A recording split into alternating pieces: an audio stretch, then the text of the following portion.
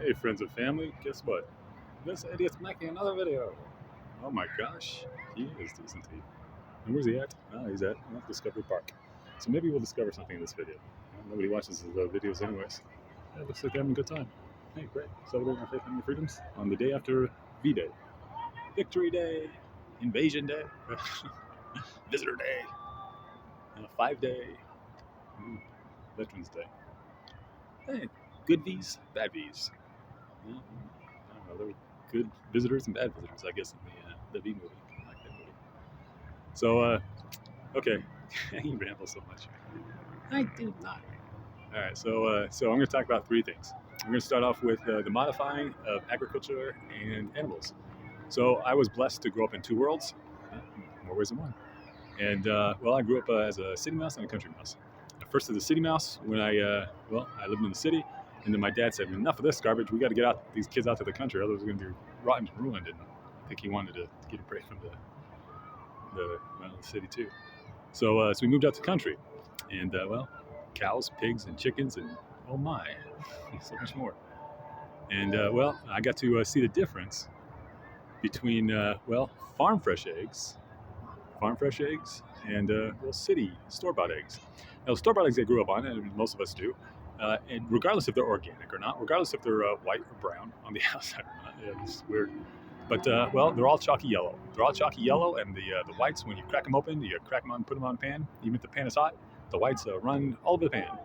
And it doesn't matter if you buy organic or not or whatever. Those are, they all kind of look the same when they're on the inside. They look different on the outside, but they're all the same runny, chalky yellow on the inside. And I thought that's how, and bland flavor.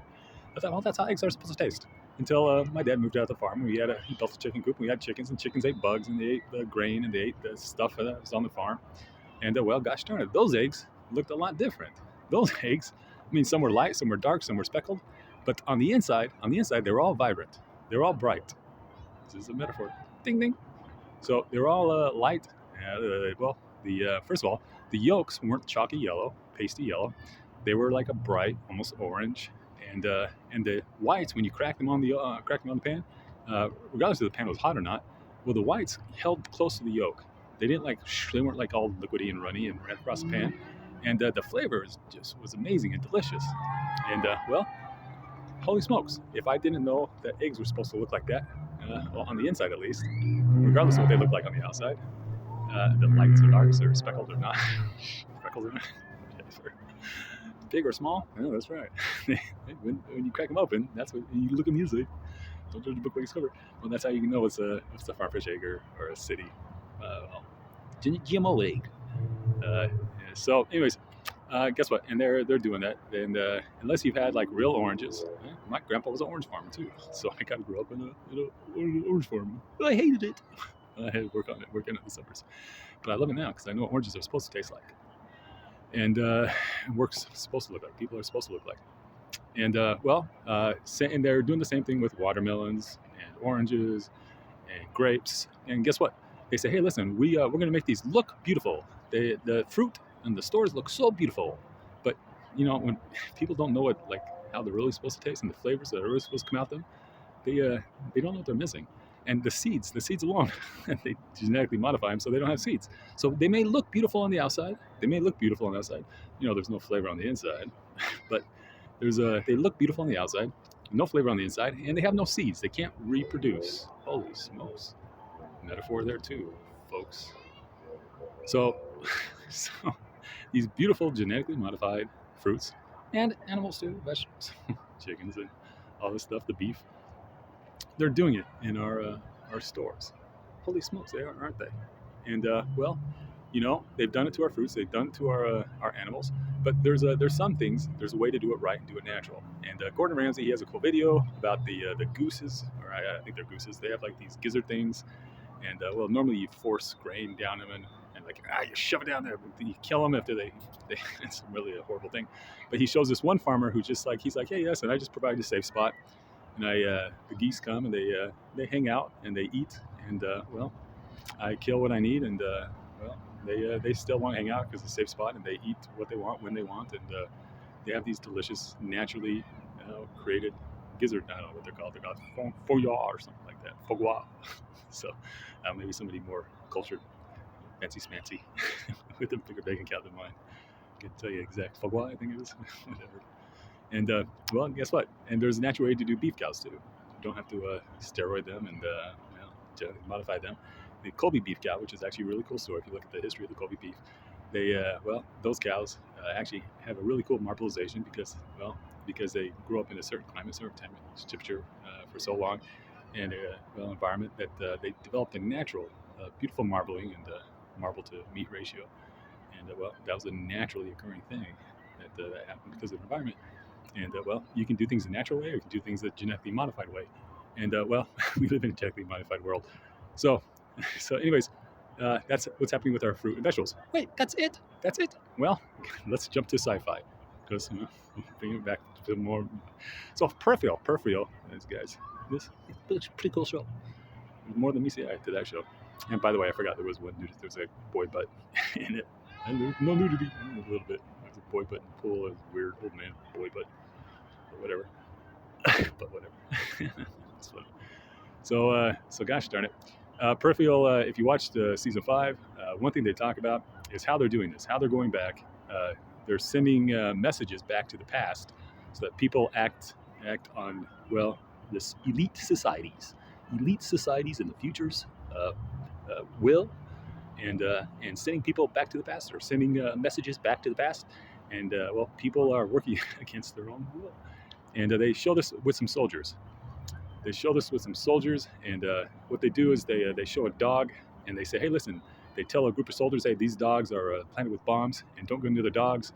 And what they say, listen, we can crank up their compassion center in their brains. We can mess with their brains, manipulate their brains, so that these soldiers, even though they're on the battlefield, even though they've been warned in messages that these dogs have bombs attached to them, we're going to rank up the compassion center so that when they see a dog, guess what? Well, instead of killing it, instead of getting rid of it, they're going to try to save it. They're going to try to go care for the dog. They're going to step out of their bunkers. They're going to step out from their defenses. They're going to walk away from what's their safe, their practices, their procedures, and they're going to go care for that dog. And despite the warnings, despite all the cautions, and guess what? Boom, they're dead. It's awful. But hey, this is what the future's done to them, because they say, hey, listen, war's bad, so we're gonna mess with their brains. All the soldiers' brains, we're gonna mess with them and tell them to welcome the dogs and care for the dogs and show extra compassion, because the dogs are dogs, and regardless if they have bombs strapped to them, not every dog has a bomb strapped to them, but you got to care for the dogs. And guess what? They say, hey, we're gonna do this, and we're gonna kill all the soldiers who are fighting for faith and freedoms, because in the future, we're creating a better future, and we don't need war. And that's stupid. Guys, think about this. And so guess what? They do that. And they'll do it in real life too. What? No way. They can't do that in real life. They can't really make a people set down their guards, set down their morals, set down their values, set down their defenses to welcome dogs with bombs. Dogs with bombs. Cultures, psychologies, pharmaceuticals into their homes, into their communities, into their country. There's no way that they would be able to do that in real life. That's sci-fi. Guys, guess what? Silly humans. Let's say homosexuality. Hey, destroy. Transgenderism. Euthanasia. Hey, it's great to kill yourself now. Suicide's super duper.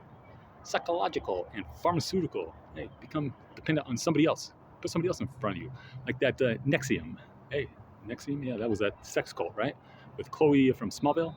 And hey, man, there's all kinds of ways to come between people and God. All kinds of ways to come people and God, and people and their loved ones, people and their parents. And NXIVM, if you didn't see that documentary, it was a pretty awesome documentary. And they show how scary that can be when people with just psychology, even without the extreme violence or even drugs, can still sever people from their loved ones, can sever people from their from God. If they don't know God, if they don't have a strong relationship with God, and they don't know who they are and what they're standing for, it's they can shoot you, Obama, you garbage. You did that with that pre-K, you piece of shit. Hey, officers, be safe. God bless you. And so guess what? That's what he did. Obama knew exactly what he was doing. He's been so, hey, this is not the first time that's been done. Not the first time that's been done. So, get the government more control of your children. Hey, we wanna help them. You guys. Oh gosh darn it. And so that's that. And well, you can sever people, try to sever them from their families, try to sever them from their God, and then you can exercise NXIVM control over them, sexual control over them, physical control over them, without even using drugs like they do on the streets. They use drugs on the streets. They use very scary drugs, whether that's methamphetamine, cocaine, marijuana, alcohol, fentanyl. And when you can separate them from their families, you can get them addicted to you, well, you can get them coming back, you can get them serving you can get them prostituting, you can get them stealing, you can get them exercising violence, murder on your behalf. And, well, you can do it psychologically, or you can do it, well, through, that's right, pharmaceutically. Whether that's legal pharmaceuticals, government, you should not be doing that, or legal pharmaceuticals in the psychological field, or street pharmaceuticals, street drugs on the street side of the street, other side of the street, in the other world. So, gosh darn it, you guys, you've been doing this and you're not supposed to. And, well, shoot. And, well, peripheral, that sci-fi thing, hey, you are looking through a right lens. You study enough history. You're good with God. And you know where you stand and who you stand for, what you stand for, faith, family, freedoms. Oh, gosh darn it. You might be able to recognize a farm fresh egg versus a store-bought egg, regardless of organic farm or otherwise. So, gosh darn it, guys. That's well, I think that's about it. So we covered that. Watch that NXIVM thing, and you think that's scary? That was small potatoes compared to the bigger, scarier organizations, secret societies, secret combinations, reds and blues, and patterns and numbers, and sending people to kill people on the orders of a phone call. Yes. Oh, it's all fake. Hey, it's all sci-fi. It didn't happen really in the Book of Mormon either. It didn't happen to the Jews. It doesn't happen to societies and people in culture, in history around the world. It's just a joke. History's fake, anyways. We'll just rewrite our own in our image, and that's what they're hoping you do. They're hoping you turn a blind eye to your ancestors, to the real world history, to the real scary, scary, scary people who would do anything to exercise dominion and control over you, and have had thousands of years of practice and records and preparation to do it. So, as for me and my house, well, we'll serve God, faith, family, and freedoms. Hey. All right, guys. I think that's it. Ready to wrap this up? Is there anything else you want to talk about? Oh yeah. Hey, guys. Here's something I learned. It's just a little tidbit. It's easier to be kind in a cruel community than it is to be kind in a kind community. It's easier to be kind in a cruel community than it is to be kind in a kind community. Singularly kind. I'll tell you and I'll tell you from personal experience, I've lived in both worlds. I've lived in tough street neighborhoods. I've lived in jails and prisons. They have maximum securities, ultramax, to light securities. I lived on tough streets, neighborhoods where the people say you should never go there. And I've lived in very, very nice neighborhoods like Gilbert and Scottsdale, and Clovis, Fairfield. It's mixed. And I can tell you, when you see the cruelty and how people can be cruel and vicious to each other, it's well, at least it's easier for the Christian to say, hey, listen, I've experienced that. I don't want anybody else to experience what I've experienced, and so I'm going to stand for kindness. I'm going to that's what I do when I go to jails. I try to be kind to the ones who be understanding to a lot of them. And on the street, and when you see the real ramifications, the real scary world that's out there, when people don't live in Gilbert, then you want to do everything you can to try to bring some light, bring some kindness, not only in your life but to other people's life, because you've seen that light, you've seen that kindness.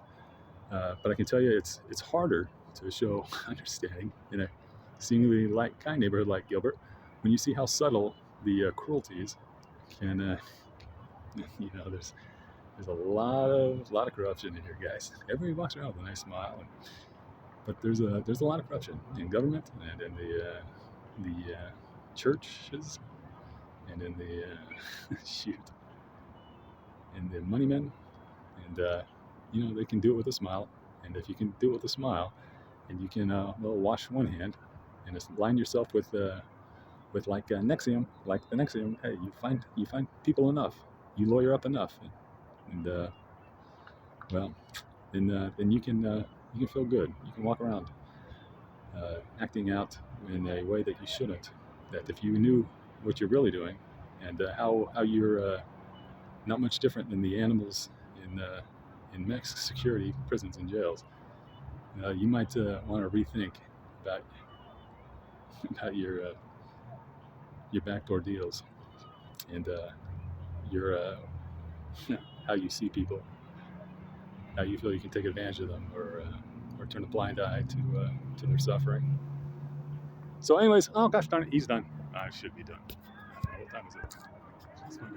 Is this video even still going? Oh shoot, it is. 1:55.